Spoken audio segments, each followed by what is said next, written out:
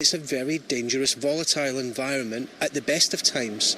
And year on year, we've seen efficiency cuts, but not to this level. It's unprecedented. Andrew Nielsen from the Howard League for Penal Reform told BBC Radio Kent an hour ago that the cuts are hitting hard. My point is simply that they were never Rolls-Royce institutions. That means that when you do make further cuts, you know, there isn't much waste to cut away. And what we're therefore seeing is things like really quite serious reductions in staffing to the tune of about 30%. Well, Mark Reckless is the Conservative MP for Rochester and Strood and a member of the Home Affairs Select Committee. He joins us in the studio. Good morning, Mark. Good morning. So, growing numbers of assaults on staff, prison officers quitting in their droves, little rehabilitation of prisoners. They're all serious indictments of the service by the Prison Officers Association and the Howard League. What's your reaction to them?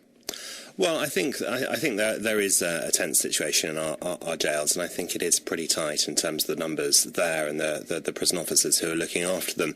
And I think it is good to hear from the prison officers. I think they are too often forgotten in terms of the work they do. And I would say that, you know, if a prisoner is assaulting a prison officer, and we see that sort of behaviour, there has to be a deterrent. And what I think is that time should be added to sentence, or certainly they shouldn't be let out halfway through their sentence if they've been attacking prison officers. And once there's a real deterrent and governors actually implement that, hopefully that will give the prison staff some protection. So this research by the Howard League shows that the number of prison officers in Kent has fallen by nearly a third since 2010. Earlier, Andrew Nielsen said it was probably more lucrative to be a baggage handler at Heathrow than to become a prison officer.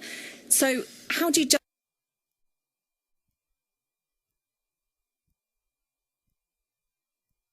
justify the cuts, the people that don't want to be prison officers, because it's now too dangerous and they don't get enough money for it?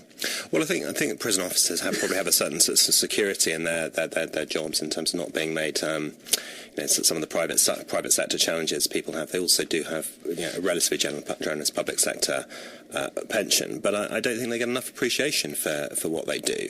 And I think it has been difficult because we have had to make quite significant cuts because of the state of the economy and the public finances were left in before. And I don't think my constituents in Rochester and Strood or elsewhere would have wanted to see the prison service or prisoners exempted from the cuts that others are having to have. But what I think is difficult about this is it makes it much harder to do the rehabilitation if you've got fewer prison officers than actually doing that work, getting people the experience, perhaps improving English and maths skills to try and help people go straight when they get out.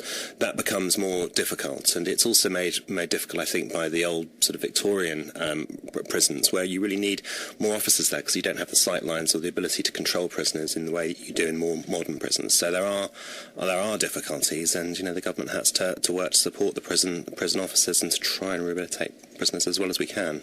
So we have 8 prisons here in Kent, and there has been a number of high-profile escaped prisoners. I mean, the most prominent one being the so-called Skullcracker. Should the public be concerned about their safety? I don't think the public should be concerned about safety in that way. Clearly, we don't want to see prison escapes, and I think when those do happen, it's important that people are very quickly tracked down and put back inside, particularly if that's kind of happened from a secure prison, which is much rarer. But I think, again, what we need to see in this area, as with assaults on prison officers, is a real deterrent. I mean, if someone escapes from prison, be it an open prison or otherwise, and are then caught again, it's essential, as I think did happen in the Skullcracker case, that they get a very, very serious sentence for that, to deter others and to make sure that the prison system works and keeping people secure.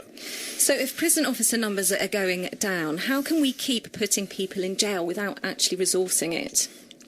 Well, we have high prison numbers. We're pretty close to the peak, and I actually welcome the tougher sentencing we've seen, and I think judges and magistrates have responded to what politicians and the public want, and sentencing is rather tougher than it has been in the past, and that's part of why we're seeing increased numbers in prison. And while people are in prison, they're not out there committing crimes, and that gives the public a certain level of protection, and I think that's what people want to see, but it's not an easy situation, and with the reductions in spending, it's harder for the prison officers, and I'd like to thank them for the work that they do. Does your government need to invest more in the prison service? Well, I think we need to invest in the right areas. You know, we don't have a great deal of money, as you know, but we are building some new prisons which are actually cheaper to run than the older prisons. And while the government can borrow money quite cheaply, I think that capital spending does make sense if it can cut the running costs of prisons.